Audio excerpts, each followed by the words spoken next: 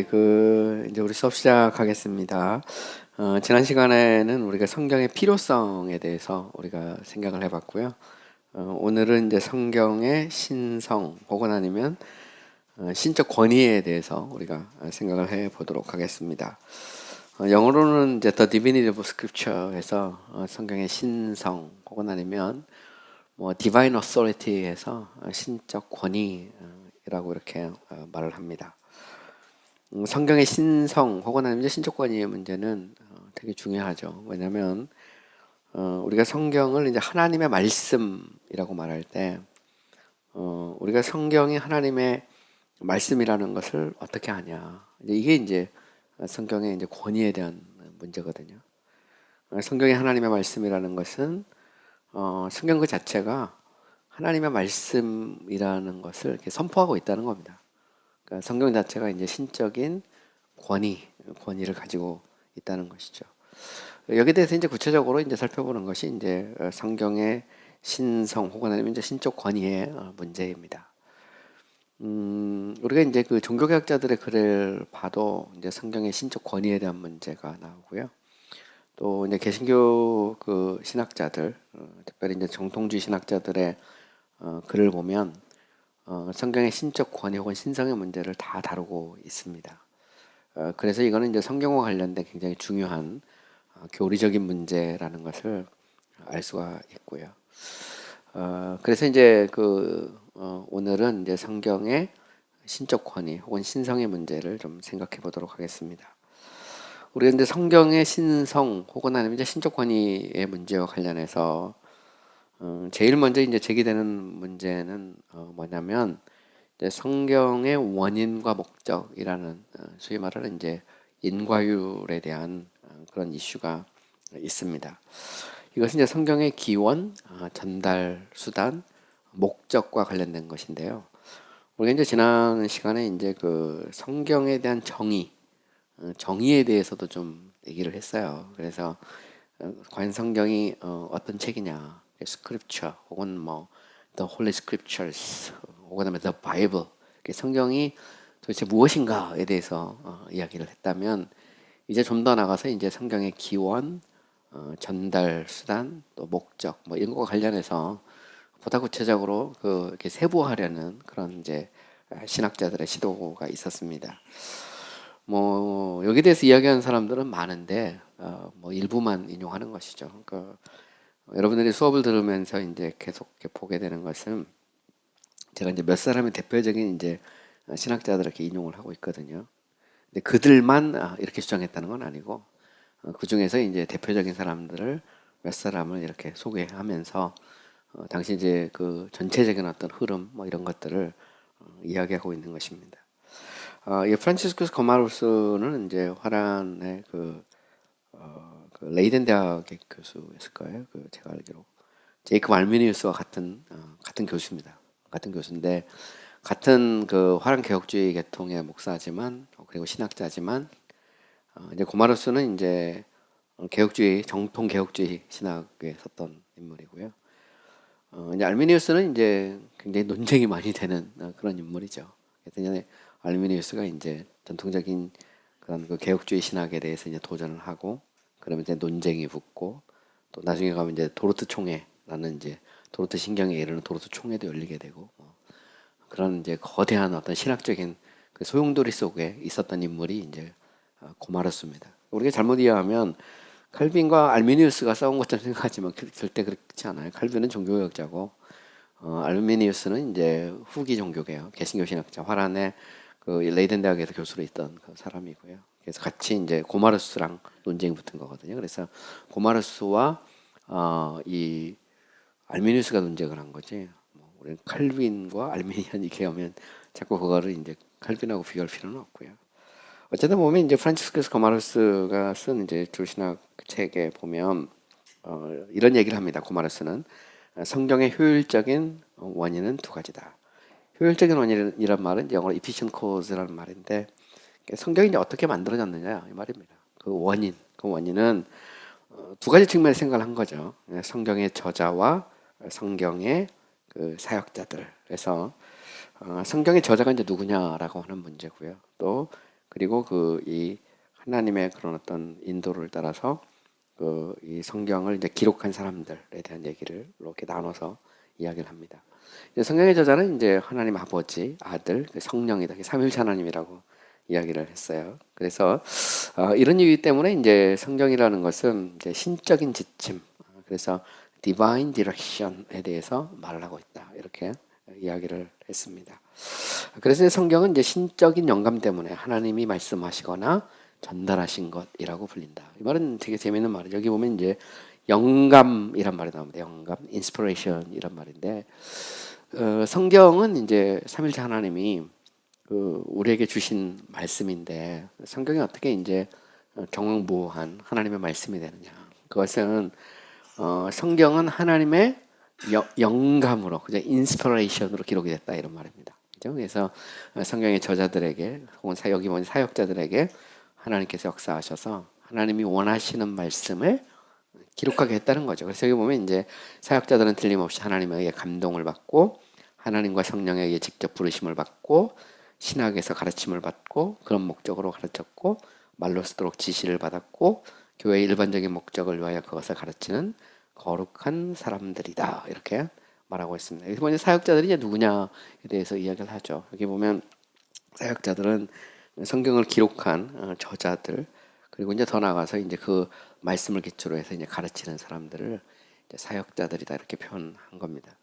어쨌든 분명한 것은 뭐냐면 이제 성경의 저자는 하나님이고 그리고 이제 성경이 하나님의 말씀일 수 있는 이유는 바로 이 하나님의 감동으로 하나님께서 기록하게 하셨기 때문이다. 근데 그때 이 감동 더 나아가서 이제 영감이라고 말하는데 영감에 대해서는 이제 제가 후에 좀 더 자세히 살펴보겠습니다. 두 번째는 이제 루카스 라카티우스도 나오는데 뭐 같은 그런 시기에 그런 이제 개혁주의 신학자입니다. 그런 이제 이렇게 말하죠. 성경의 형식적인 원인은 내적인 것과 외적인 것 두 가지가 있다. 내적인 원인은 성경은 신적인 진리와 각각 부분에 있어서 적합하게 되며 외적인 원인은 성경이 정교한 언어로 성경에 기록된 모든 것이 화자의 위험과 언급된 말의 본성과 그것이 언급된 사람들의 상태에 대해 적합한 문체를 가지게 된다. 그러니까 아주 쉽게 말하면 그렇습니다. 그러니까 성경이라는 것은 이제 내적인 원인이 있고 외적인 원인이 있는데 내적인 측면에 있어서는 성경이 이제 그 진리나 혹은 각 내용에 있어서 적합하게 되는 그런 측면이고 외적인 것이라는 것은 이제 결국 그 성경 어떤 기록 뭐 이런 것과 관련됐다는 그런 의미입니다. 또 성경의 목적에 대해서 이야기하죠. 성경의 목적은 가장 높고 가장 먼 목적은 그의 진리를 유지함으로써 나타나는 하나님의 영광이며 두 번째 가장 가까운 목적은 그의 교회를 구원에 이르도록 가르치는 것이다. 그러니까 쉽게 말하면 그렇습니다. 여기서 보면 이제 루카스 테렐 카티우스는 성경이라는 건 뭐냐? 그러니까 성경이라는 것은 결국 이제 하나님의 어떤 감동으로 그러니까 성경이 이렇게 기록이 됐다는 거죠. 그래서 하나님이 원하시는 목적 그대로 내적으로나 외적으로나 기록되게 하셨고 그리고 이제 성경이라는 것은 결국은 하나님의 영광을 위해서 또한 그의 교회를 구원에 이르도록 하기 위해서 성경이 기록됐다 이렇게 인과율의 차원에서 이야기를 하고 있는 것입니다. 그다음 세 번째는 이제 영국의 이제 신학자죠 에드워드 레이인데 에드워드 레이는 이렇게 말했어요. 성경의 목적은 하나님과 관련해서 우리와 관련해서 고려된다. 하나님과 관련해서 성경의 목적은 그를 영화롭게 하는 것이다. 성경으로부터 우리는 그를 알고 사랑하고 경외하기를 배울 수 있으며 이렇게 축복을 받을 수 있다. 하나님의 영광은 모든 것에 으뜸가는 목적이다. 여기 보면 하나님의 영광, 그죠? 이게 이제 최고의 목적이다라고 하는 것을 밝히고 있죠. 또 우리와 관련된 성경의 목적은 이제 두 가지다 이렇게 말해요. 간접적이며 일시적으로 교화시키려는 것으로서 다섯 가지 원리가 있는데 처음 두 가지는 지성에 다른 세 가지는 마음과 의지와 감정에 관련되어 있다 이렇게 말합니다. 앞에 두 가지는 이제 이론적인 것이고 나머지 세 가지는 실천적인 것이다. 이론적인 것이든 실천적인 것이든 어느 쪽에 잘못된다면 아무리 자신이 정통주의 신자라고 하더라도 반쪽짜리 그리스도인에 불과하다. 자, 이 말은 무슨 얘기냐면 결국 이제 성경이라고 하는 것은 하나님께서 자신의 목적, 하나님의 영광을 위해서 성경을 이제 기록하게 하신 것이죠. 그런데 이 성경이라고 하는 것은 이론적인 측면도 있고 실천적인 측면이 또 있다는 거예요. 그래서 이 이론적인 면과 실천적인 면이 이렇게 조화를 이룰 때, 그때 이제 성경의 목적이 그러니까 제대로 이게 이제 달성된다라고 이야기를 한 겁니다.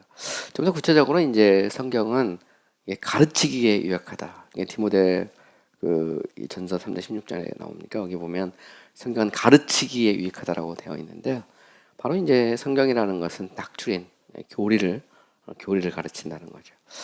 성경에서 입증된 것을 제외하고 어떤 것도 구원의 필수적인 진리로 받아들여지지 않는다. 성경이 말할 혀를 가지고 있지 않은 곳에서 나는 들을 귀를 가지지 말아야 된다라는 뭐 아주 이제 유명한 말을 에드워드 레이가 남기고 있습니다. 이거는 이제 히에론이 이제 기록한 그런 건데요. 어쨌든 보면 성경은 가르치기에 유익하다라는 어떤 지적인 측면에서는 교리를 가르치죠. 두 번째는 이제 성경은 이제 신학에서 모든 오류들과 이단적인 견해들을 반박하는 것. 이 성령의 검으로 그리스도의 사단을 물리치셨고 유대인들을 반박하셨고 서기관들과 바리새인들과 사두개인들을 책망하셨다. 그러니까 성경이라는 것은 첫 번째는 이제 그 가르치기에 유익해서 교리죠. 두 번째는 뭐냐면 모든 이단들을 물리치는 그런 역할을 하게 되고요. 세 번째는 이제 태도와 삶에서 잘못된 것을 바로잡고, 네 번째는 의로 교육하고, 다섯 번째는 모든 고통 속에서 위로한다. 해서 성경의 이제 기록 목적을 이렇게 밝히고 있어요. 궁극적으로 하나님의 영광이고요. 또한 우리와 관련해서는 우리로 하여금 구원에 이르도록 하는 것이고, 보다 세부적으로 우리와 관련해서 이야기하면 성경은 진리를 가르치고 이단들을 대적하고 삶과 태도에 있어서 잘못된 것을 바로잡고 의로 교육하고 모든 고통 속에서 우리를 위로하는 그런 어떤 목적을 가지고 있다라는 것입니다. 궁극적이고 최고의 목적은 우리의 구원이며 영생이다. 이렇게 에드워드 레이는 말하고 있고요. 그것은 우리에게 지옥을 피하고 천국을 얻는 올바른 방법을 보여준다. 그것은 우리의 현재와 영원한 행복을 위해서 무엇을 믿고 실천해야 되는지 우리에게 보여준다. 어쨌든 여기 보면 이제 믿고 실천한다는 말이 나오잖아요. 그러니까 결국 성경은 뭐냐? 성경은 우리로 하여금 구원에 이르도록 하는, 그래서 결국 하나님께 영광을 돌리도록 하는 그런 목적을 가지고 있다는 것이죠. 이것은 이제 그 아퀴나스가 신학을 정의할 때 그때 했던 것을 떠올리면 이제 어렵지 않게 이해할 수 있죠. 아퀴나스는 신학은 하나님으로부터 나오고 하나님을 가르치고 하나님께로 나간다 그랬거든요. 하나님으로부터 나온다는 것은 신학의 어떤 원천을 의미하죠. 결국 이제 그 성경이라고 하는 것은 하나님이 계시로 이렇게 준 거잖아요. 이런 면에서 보면 이제 성경의 저자는 하나님일 수밖에 없고요. 그리고 성경은 하나님을 가르치죠. 그래서 성경은 우리가 성경을 통해서 하나님이 누구인지 어떻게 일하시는지를 배우는 것입니다. 신학이라고 하는 것은 결국은 하나님이 누구이고 하나님이 어떻게 일하시는지를 체계적으로 정리해서 표현하는 거예요. 그게 바로 신학입니다. 신학 자체가. 그 다음에 이제 목적도 나오죠. 목적은 하나님께 나간다는 말은 하나님을 영화롭게 하는 것입니다. 그건 당연히 이제 구원이 전제가 되어 있는 것이죠. 그래서 보면 이거는 신학의 목적과 성경의 목적은 같을 수밖에 없는 거죠. 그 신학의 그런 원천과 성경의 저자, 성경의 원인, 효율적 원인도 같을 수밖에 없는 거예요. 보면 신학의 대상과 성경이 말하고자 하는 그 핵심적 내용은 같을 수밖에 없는 것입니다. 그래서 결국은 이제 이 정통주의 신학자들이 그 이야기하는 것은 뭐냐면 그 성경의 저자는 누구냐? 하나님이다. 성경은 누구를 가르치느냐? 바로 하나님을 가르치는 거죠. 이걸 이제 칼빈식으로 표현하면 창조주 하나님과 구속주 하나님을 가르치는 겁니다. 목적은 뭐냐? 목적은 궁극적으로 하나님을 영화롭게 하는, 하나님을 예배하는 것이 목적이다. 이걸 이제 보다 구체적으로 이제 성경론에서 적용해서 그것을 이렇게 세분화 시킨 겁니다. 그거를 좀 어려운 말로 쓴 것이죠. 자, 그럼 이제 좀 더 나가서 우리가 이제 성경을 하나님의 말씀이라고 말할 때 우리가 이제 성경이 하나님의 말씀인지 어떻게 아느냐? 그것은 성경이 하나님의 영감으로 기록됐다는 거죠.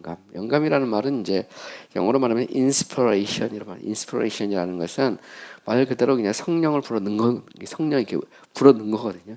이런 면에서 성경의 그런 전체, 성경의 글자 한자 한자까지 성령의 감동으로 기록됐다는 것입니다. 근데 여기에 대해서 이제 기독교 역사를 보면 이제 논란이 생기죠. 적어도 이 교부와 중세와 종교개혁 그리고 후기 종교개혁에서도 보면 이제 16세기 후반에서 이제 우리가 17세기 후반까지 이걸 보통 이제 후기 종교개혁이라고 보통 말하는데 이게 그 초창기는 뭐 당연히 성경은 하나님의 말씀, 정황보원 말씀이라는 것을 받아들였어요. 그런데 이제 17세기 후반에 가면서 이제 계몽의 시대가 열리잖아요. 서서히 계몽주의가 일어나고 또 그 개신교 신학 안에서도 보면 특별히 개혁주의 신학 안에서 알미니우스 같은 사람들이 이제 등장하거든요. 그리고 이제 알미니우스도 보면 한 3세쯤 넘어가면 본격적으로 이제 성경의 권위에 대해서 문제를 제기합니다. 과연 성경이 글자 한 자까지 정확무한 영감받은 하나님의 말씀이냐, 이 부분에 대해서 이제 의문을 제기하죠. 소시니안도 마찬가지입니다. 소시니안도 원래 이제 파우스토 소시누스가 처음 나올 때는 그 제세례파 쪽이거든요. 채침예교라고 보통 말하는데 아나베프티스트 쪽인데 레디컬한 비블리시스트입니다. 성경이 말한 그대로 전통적 교리에 대해서는 무시하죠. 그래서 결국 이제 삼위일체 이런 데 대해서 문제를 제기했던 건데 어쨌든 보면 이게 좀 더 가면 이제 성경 자체에 대해서 의문을 품기 시작하죠. 성경이 과연 정황무한 하나님의 말씀으로 받아들일 수 있느냐, 여기에 대해서 이제 문제가 생깁니다. 이제 그러면서 이제 결국은 이제 이 성경의 영감론을 보다 이제 좀 정교하게 해야 될 이제 필요성에 이제 부딪히게 되는 거예요. 그래서 18세기 이후로 이렇게 넘어가면 이제 소위 영감의 문제에 대해서 본격적으로 이제 신학에서 더 깊이 있게 또 자세히 세부적으로 다루게 됩니다. 그래서 현대 조리 신학 책들을 보면 우리는 뭐 전부 다 이 영감에 대해서 다루고 있는 것을 볼 수 있어요. 그런데 종교개혁자들이나 혹은 아니면 뭐 이렇게 개신교 정통주의 신학자들은 영감이라고 하는 문제를 따로 구분해 생각하지 않았습니다. 그들에게 있어서는 성경은 당연히 정확무한 하나님의 말씀이에요. 글자 한 자까지. 이런 면에서 그들은 일종의 이제 컨센서스, 일종의 그 하나의 그 일치된 의견들이 있었습니다. 근데 이게 이제 그리고 이제 알메니우스나 소시니안의 도전, 그리고 이제 계몽주의로 인해서 이제 성경 자체에 대해서 권위에 도전하기 시작하잖아요. 이제 이러면서 영감론을 발전시켜야 될 그런 문제가 이제 일어나게 됐다. 그거는 이제 제가 이렇게 좀 정리를 했습니다. 어쨌든 보면 이제 적어도 종교개혁자들이나 후기 종교개혁자들에게 있어서 그 이제 중세적인 계시와 영감의 관계를 받아들였어요. 그래서 보통 계시라는 것은 하나님이 직접 주는 그런 측면이라면 영감이라고 하는 것은 성경의 저자들에게 하나님께서 능력을 주셔서 하나님이 원하시는 그 메시지, 말씀을 이제 글자 한 자까지 기록하게 하는, 이게 사실 중세적인 사고거든요. 이게 이제 종교개혁자들이나 후기 종교개혁자들에게도 그대로 이렇게 이어진 것입니다. 근데 어쨌든 보면 이게 이제 17세기 후반에는 이제 도전이 이제 시작이 되죠. 그러니까 인간의 이성과 이 쉽게 말하면 이제 성경을 같이, 그러니까 신학의 인식론적 원리로서 같이 동등하게 두려고 하다 보니까 그런 이제 인간의 이성으로 이해가 되지 않으면 성경의 권위에 대해서 문제를 품을 수밖에 없잖아요. 이러면서 이제 영감론의 그런 도전이 시작됐다, 이렇게 이해하시면 되겠습니다. 영감에 대해서는 이제 그래서 또 고전적인 좀 책보다는 제가 좀 현대적인 책들에 나오는 정의들을 몇 가지 소개를 했어요. 첫 번째는 메리어드 에릭슨, 이제 침례교 신학자죠. 20세기 침례교 신학자인데 에릭슨은 이제 영감에 대해서 이렇게 정의를 내립니다.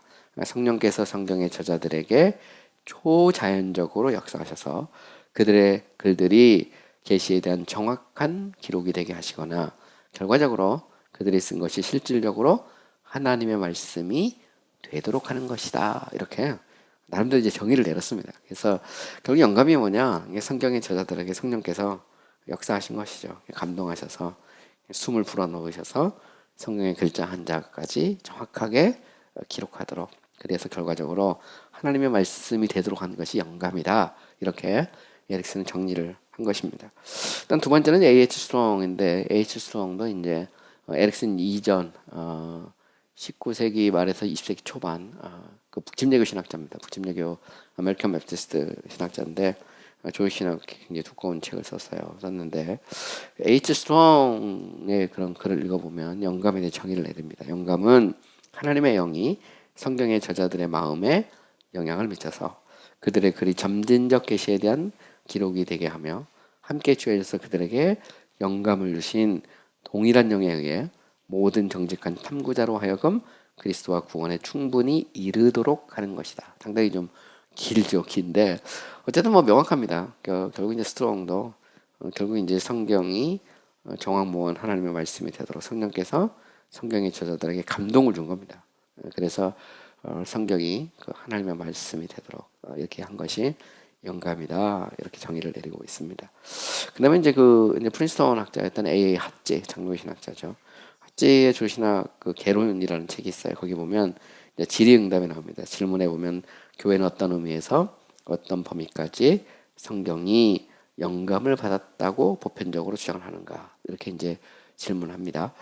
여기다 이제 대답을 보면 거룩한 저자들은 그들의 글이 전체적으로 모든 면에서 우리를 향한 하나님의 말씀이 되도록 하나님으로부터 우리에게 주어지고 그에 의해 보증되고 우리에게 신앙과 행위의 규칙으로서 보내진 권위적인 계시가 되도록 그에 의해 성령의 영향을 받았다.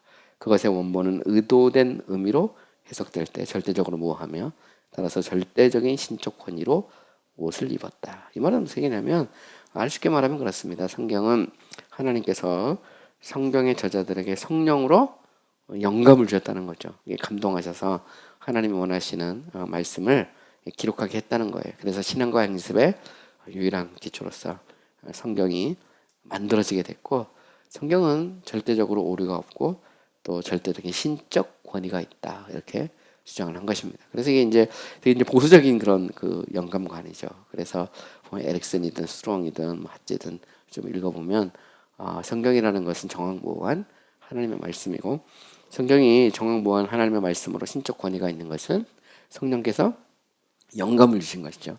특별히 이제 핫제는 여기서 원본이란 말을 쓰고 있어요. 원본. 원본이라는 것은 되게 중요하죠. 여기서 원본이라는 것은 원래 그 원어 성경 그대로 그죠? 하나님이 주신 처음 주셨던 그 자체를 정확무한 하나님의 말씀으로 인정하고 있는 것입니다. 근데 문제는 뭐냐면 지금은 이제 원본이 없어요. 지금 다 사본입니다. 그죠? 근데 얼마만큼 이제 사본이 정확하느냐 이제 요기에 대해서 이제 논쟁이 있을 수 있고요. 이건 나중에 이제 정경론에 가면 좀 더 본격적으로 좀 더 자세히 다룰 수도 있습니다. 어쨌든 보면 우리가 가지고 있는 것은 이제 사본이고 지금 성경의 사본이 한 3,000개 정도 있다고 하죠. 그런데 사본에는 이제 대사본도 있고 소사본도 있습니다. 대사본은 성경의 이제 많은 부분들을 기록하고 있는 걸 대사본이라고 그러고요. 성경의 부분적으로만 기록되고 있는 것을 이제 소사본 이렇게 말하죠. 근데 이제 놀라운 것은 성경은 사본상의 이 베리에이션이라고 하잖아요. 그 차이 이게 이제 거의 없다고 말하거든요. 99% 이상. 그리고 대부분의 이제 사본상의 차이라는 것은 오자나 탈자나 뭐 이런 대부분 그런 것이지 핵심적인 메시지에서 차이가 없다 그러거든요. 사실 이 종교적인 어떤 문헌들, 불교든 이슬람교든 뭐 기독교든 현재 남아 있는 그 사본들 대부분 다 사본들인데 기독교의 그 성경이 사본의 정확도가 가장 높습니다. 보면 가장 높고 그것은 이제 그만큼 하나님께서 성경이 원래 하나님이 주고자 하시는 그 의미, 본래적 의미가 잘 보존되도록 그렇게 하셨다. 이렇게 우리가 말을 할 수도 있습니다. 조엘 비키하고 이제 폴 스몰리가 이제 최근에 이렇게 그 조신학 책을 썼어요. 조신학 책을 썼는데 이제 장로교 개혁주의 신학자들인데 거기서 보면 이런 얘기를 합니다. 쉬운 말로 성경은 신비하고 불가사의한 책이다. 성경은 사람들이 쓴 말로 이루어졌는데도 하나님의 말씀이기 때문이다. 어떻게 그런 일이 일어날 수 있는가? 이 질문에 대해 우리가 제시할 수 있는 대답은 영감론이라고 불린다. 성경은 사도들과 선지자들을 통해 말씀하시는 분은 성령이시라고 구체적으로 말한다. 성경이 신적 권위가 있는 이유가 뭐냐? 그것은 바로 성경이 하나님의 영감으로 기록되어 있고 그 영감의 주체는 이제 성령이죠. 이런 면에서 보면 성경의 저자가 누구냐 할 때 구체적으로 말하면 물론 뭐 삼위일체 하나님 이렇게 말할 수 있지만 보다 구체적으로 말하면 성경의 저자는 성령이다 이렇게 말하고 있는 것이죠. 자, 그렇다면 더 나가서 그러면 성경이 이렇게 영감받은 하나님의 말씀이라고 할 때 우리는 그것을 어떻게 알 수 있냐 말이죠. 그 영감의 사실, 정말 그 사실에 대해서 확인을 해봐야 되는데 여기에 대해서 에릭슨이 이제 정리하는 것을 제가 좀 요약을 이렇게 했습니다. 첫 번째로 우리는 성경을 통해서 그것이 하나님에 의해 기원되었으며 그것은 실질적으로 하나님이 말씀하시는 것과 같다는 주장이나 가설을 주목하게 된다. 우리는 성경이 하나님의 말씀이라고 말하기 때문에 하나님의 말씀이라고 믿는다. 제 말은 무슨 얘기일까요? 우리 성경이 영감받은 하나님의 말씀이라는 걸 어떻게 알 수 있느냐? 성경 스스로가 하나님의 말씀이라고 말하고 있다는 것입니다. 그러니까 여기에 대해서 이제 그런 이 어떤 반론이라고 할까요? 문제를 제기할 수 있는데 그거는 일종의 순환 논증, 그죠? circular argument가 아니냐?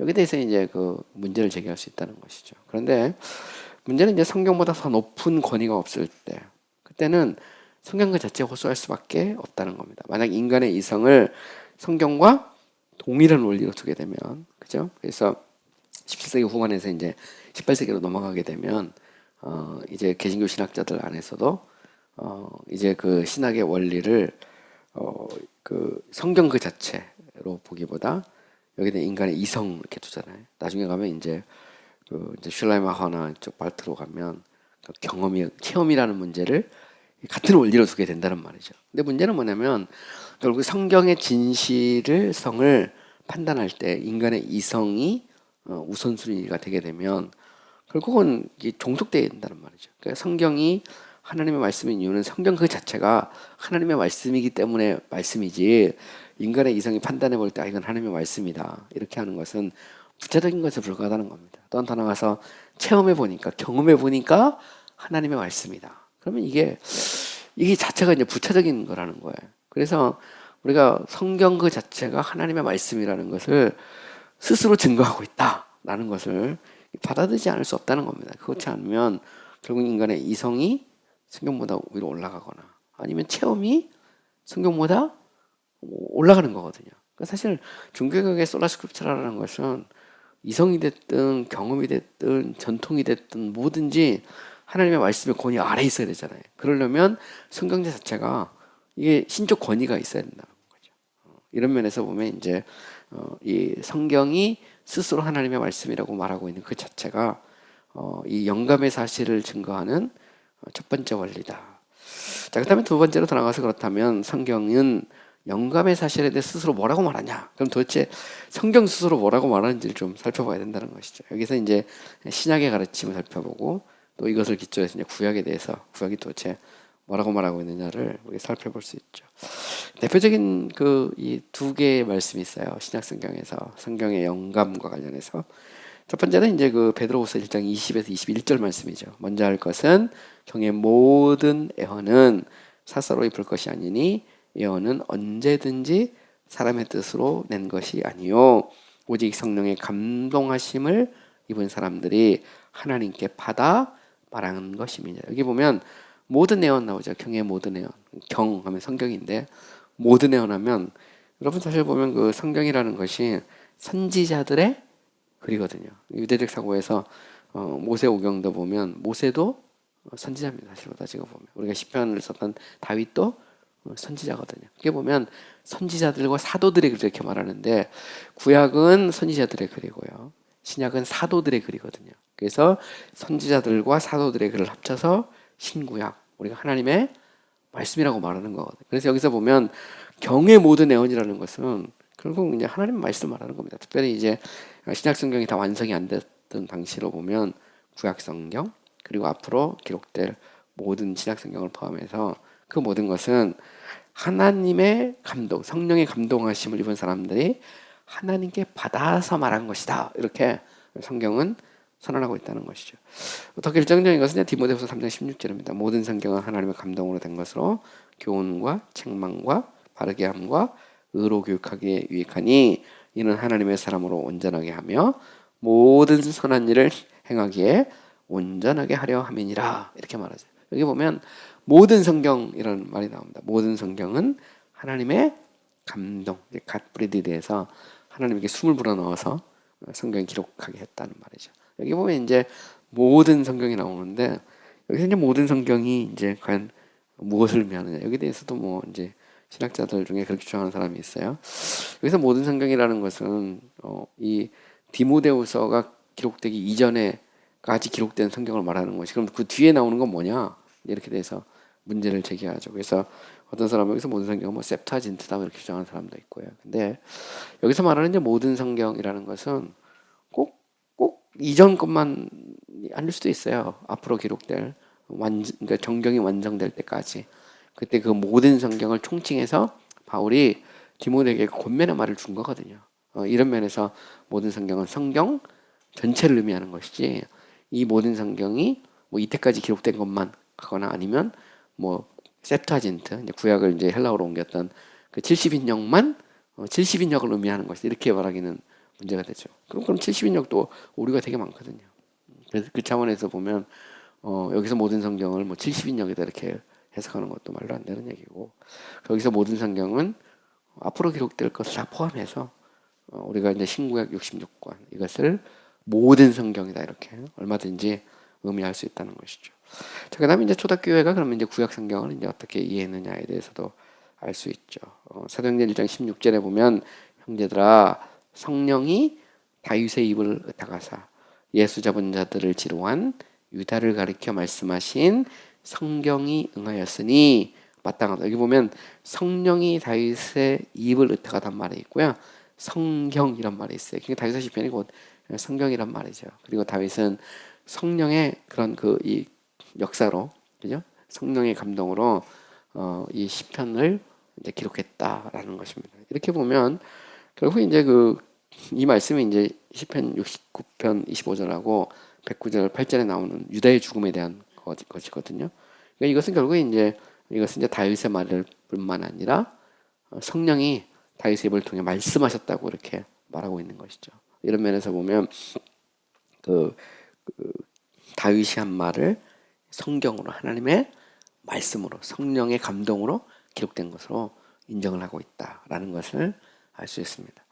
또 이제 사도행전 3장 18에서 21절 또 4장 25절에도 보면 그러나 하나님이 모든 선지자의 입을 닫아사 자기의 그리스도의 해 받으실 일을 미리 알게 하신 것을 이와 같이 이루셨느냐 이렇게 말하죠. 여기 보면 모든 선지자, 그죠? 근데 이 모든 선지자를 스스로 막 자기가 말한 게 아니고 하나님이 모든 선지자의 입을 의탁해서 그리스도의 고난에 대해서, 그리스도에 대해서 말을 했다는 겁니다. 이것은 결국은 성령께서 역사하셔서 결국 모든 선지자들로 하여금 말하게 하셨다. 이렇게 성경이 인정하고 있는 것이죠. 또 한 단어가서 이제 성경에 보면 경에 기록되었을 때 이런 표현이 많이 나와요. It is written in scripture. 또 하나님께서 가라사대, 하나님께서 말씀하시되, God has said 해서 이런 표현들이 계속 나오는데요. 경에 기록되었을 때와 하나님이 가라사대라고 하는 것은 같은 말이라는 겁니다. 같은 말. 가령 예를 들어 미가서 4장 4절에 보면 각 사람이 자기 포도나무 아래와 자기 무화과나무 아래에 앉을 것이라. 그들을 두렵게 할 자가 없으리니 이는 만군의 여호와의 입이 이같이 말씀하셨느냐. 여기 보면 만군의 여호와의 입이 이같이 말씀했다 이런 표현이 나오죠. 예레미야 30장 4절에 보면 여호와께서 이스라엘과 유다에 대하여 하신 말씀이 이러하다. 여호와께서 말씀하시죠. 이사야 8장 11절에 보면 여호와께서 강한 손으로 내게 알게 하시며 이 백성의 길로 가지 말 것을 내게 깨우쳐 이르시되, 내게 여호와께서 말씀하셨다는 말이죠.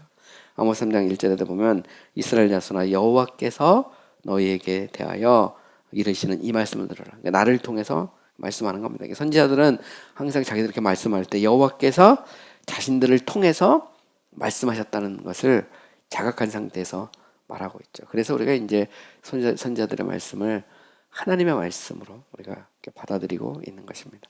사무엘하 23장 2절에도 보면 여호와의 영이 나를 통하여 말씀하시며 그의 말씀이 내 혀에 있도다. 여기 보면 여호와의 영이 그냥 나를 통해서 말씀했다는 표현이 나오죠. 베드로서 1장 21절에 보면 뭐 너무 유명한 말씀이죠. 예언은 언제든지 사람의 뜻으로 낸 것이 아니요 오직 성령의 감동하심을 받은 사람들이 하나님께 받아 말한 것이다. 결국 이제 구약에 나오는 말씀은 하나님의 감동, 특히 성령의 감동으로, 그죠? 하나님께 받아서 말한 것이다. 이렇게 말하고 있는 것이. 그 말은 여호와께서 말씀하시는 것과 또 이렇게 경에 기록되었을 때라고 하는 것이 동일한 것이다. 똑같은 것이다라는 것을 알 수 있죠. 그래서 어쨌든 우리는 성경을 통해 성경 스스로가 하나님의 말씀이라는 사실을 증거하고 선포하고 있다는 것입니다. 또 이제 예수님께서도 직접적으로 구약에 대해서 말씀하실 때 구약을 하나님의 말씀으로 인정을 하고 있죠. 그래서 예수님 당시 이제 구약 39권이 완성이 됐어요. 그리고 그것을 예수님은 탈무드하고 대조하면서 그것이 탈무드는 전통이지만 구약의 39권은 하나님의 말씀으로 이렇게 인정을 하고 있거든요. 그래서 가령일로 누가복음 4장 4절, 8절, 12절에 보면 예수님께서 그 이렇게 사탄을 물리치실 때 보면 그죠? 기록된 바 그러면서 말씀으로 무찌르는 것을 볼 수 있죠. 또한 요한복음 10장 35절에 보면 성경은 패하지 못하나니 하나님의 말씀을 받은 사람들을 신이라 하였거늘. 여기 보면 신이란 말은 결국 이제 성령의 감동으로 말미암아 하나님의 말씀을 이렇게 기록했다는 말. 예수님이 가지고 있는 예수님의 성경관을 보여주고 있죠. 마태복음 5장 18절에다 보면 진실로 너에게 이르노니 천지가 없어지기 전에 율법의 1.1획도 결코 없어지지 아니하고 다 이루리라. 여기 보면 그 율법의 1.1획도 다 없어지지 않고 이룬다고 할 때, 요새 율법은 이제 우리가 그 구약에 나오는 그 모세의 어떤 율법을 생각할 수도 있고요. 사실 또 구약 성경 전체를 율법이라고도 해요. 원래 토라라는 말이 토라가 그 모세의 법만 토라가 아니거든요. 구약 자체가 토라거든요.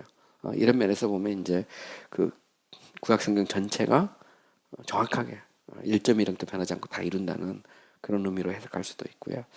또 반면에 이제 성전에 대해서는 3일 만에 이 허물나 내가 다시리라고도 말씀하셨고 돌 위에 돌 하나도 남지 않고 다 무너진다 이렇게 주님께서 예언하셨죠.